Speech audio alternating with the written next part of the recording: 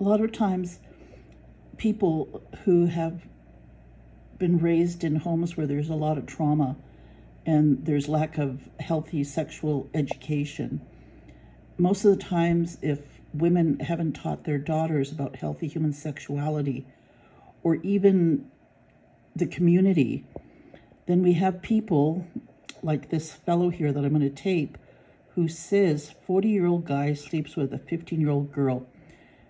His rationale is that it's going to be acceptable. And the reality of it is, like, even 17 years ago when Nathan Chasing Horse came here and was talking the same talk, it amazes me that people accepted it when it's not historically part of being Indigenous. Guy sleeps with a 15-year-old girl. Terrible, right? Rewind 200 years.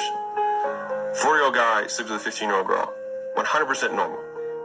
One of my biggest pet peeves in life, and the most consistent pet peeve, is people who use historical ages and distort them to push their own agenda.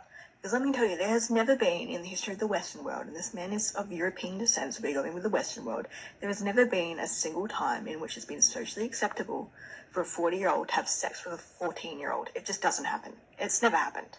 I think a big reason that people believe it happened is because of this notion that people drop dead the day they turn 30. And that's just not true, okay? That's not true at all. In any part of history, it hasn't been true. Infancy has been the real big struggle in childbirth as well, which we'll get to in a moment, but infancy itself. If people survived infancy, they typically live to be about 60 to 70 years old, with 1 in 10 living to be 80 plus years old. If we get on our time machines and fly back to the 16th century, you'll see that the age that women got married back then is very, very similar to the age that they get married today. Mid to late 20s. Anne Boleyn was 33 years old when she married Henry VIII. And that's not to say that there weren't child brides, because there were child brides. You can find an entire list going back to the 19th century on Wikipedia of every child bride that's ever been notable. But the catch is that the child brides were typically marrying child grooms, okay? They weren't marrying men in their 40s.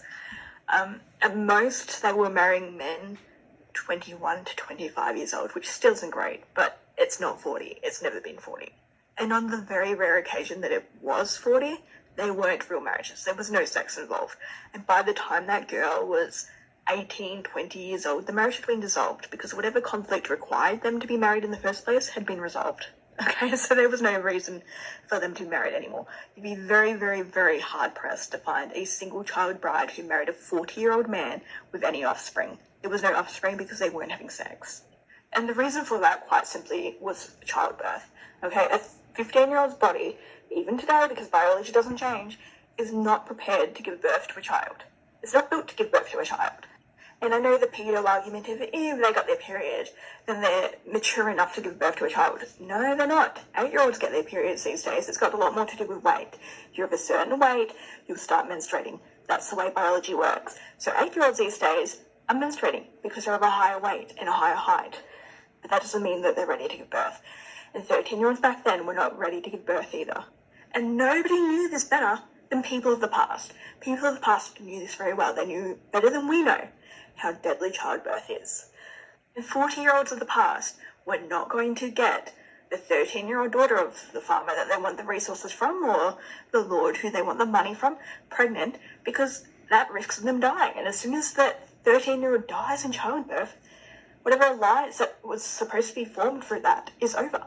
So what they would do instead is that if they had a nephew or a son who was of a similar age to the girl, they would get married instead, and that's how the alliance would be formed. Then the girl would go off to court training, which was typically from about the age of 12 for about 10 to 15 years, and the boy would go off to do whatever he was going to do, whether it was farming or knights or whatever it was, whale fishing, he would go off and do that.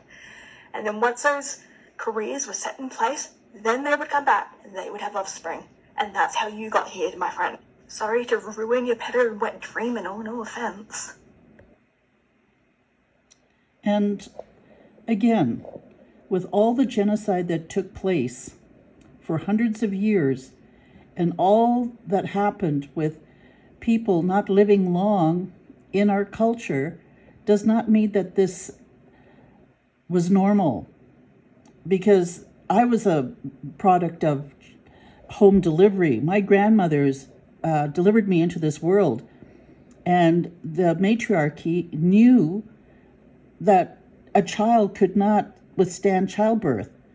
So this whole mythology of like it being traditional that you have a child bride is just total fantasy or fallacy of structure of misogyny.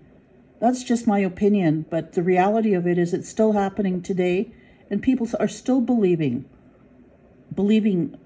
some stories that men make up for their own whim. Thank you.